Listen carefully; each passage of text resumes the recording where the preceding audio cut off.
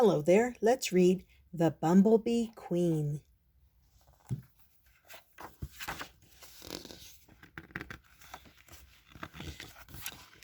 The Bumblebee Queen begins the spring below ground and all alone.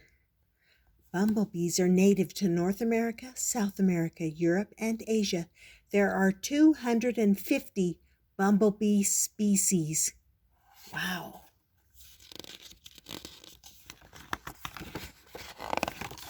She digs out. She flies. Hungry, she seeks flowers. She drinks nectar with her long, hairy tongue. She begins to search behind the barn, beyond the lake. She buzzes around the bushes, between the fields. Bumblebees rarely sting, but they will sting in defense and can sting more than once. She is looking for a place to build her colony. A puddle? No. A bush? No. An old mouse nest? Yes. Bumblebees nest in the ground or in sheltered, mossy, grassy places, such as an old mouse nest or abandoned birdhouses. Queens have even nested in teapots.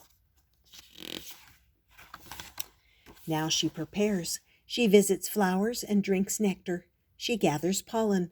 She makes a waxy cup called her honey pot.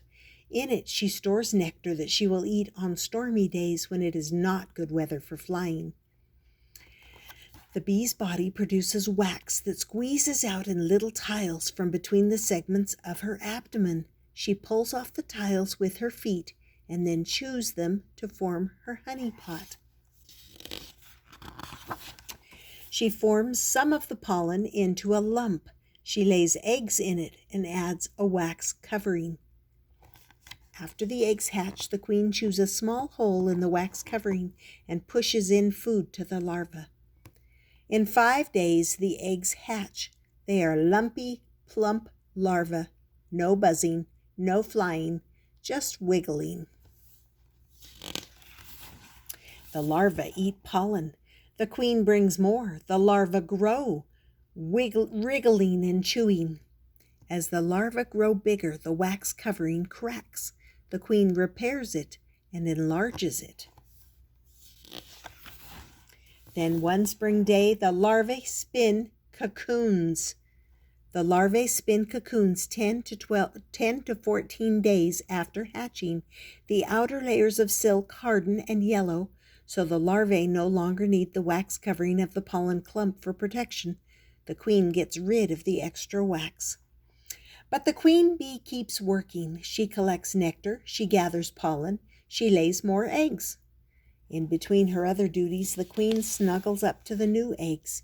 Heat from her body goes through a bare patch on her abdomen to warm the eggs. In 10 days, the cocoons ripen. The queen chews them open. Bees emerge, wings fanning. Now the queen has helpers. Worker bees are gray when they emerge, but their adult covering starts to show in a few days. The new workers gather nectar and pollen and feed the larvae. The first worker bees of the season are the smallest. Later in the season, the workers are bigger. This may be partly because as the colony grows, more workers can gather more food for the larvae. Summer simmers. The colony grows. The queen lays more eggs. Some form workers, some form drones, some will become new queens. Workers are females that are smaller than the queen. Workers do the hive chores. Drones are stingless males whose only job is to mate to help produce next year's bees. See, queen, worker, drone. A bumblebee colony can contain from 30 to 400 bees. In fall, nights chill and flowers shrivel. New queens and drones emerge from the hive. Scientists aren't sure what signals an egg to become a queen or a worker.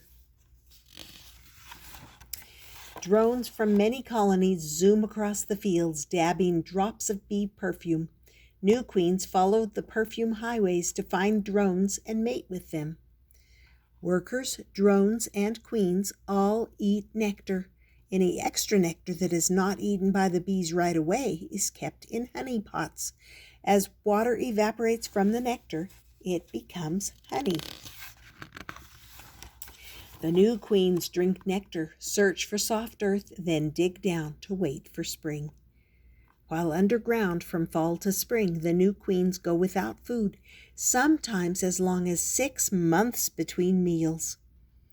But the workers, the drones, and the old queen bee stay above ground. They die. They cannot survive the cold. Old bee, queen of the bumblebees, won't see next spring come, but her daughters, the new queens, will fly across the fields and build colonies of their own. In northern Canada, the entire bumblebee season is only a few weeks long, but in the southern United States, colonies may last for many months. Near the equator, bumblebee colonies may live year-round.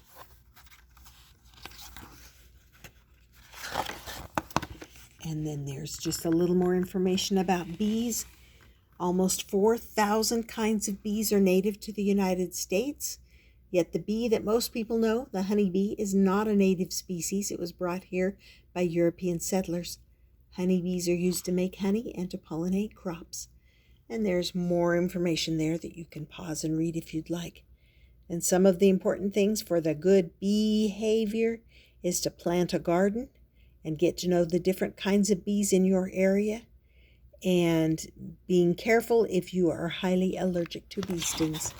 And that was called the Bumblebee Queen. Did you learn anything from that? I sure did. So hopefully, I would love it if you subscribe and come back often. And we'll see you next time on Stories with Grandma.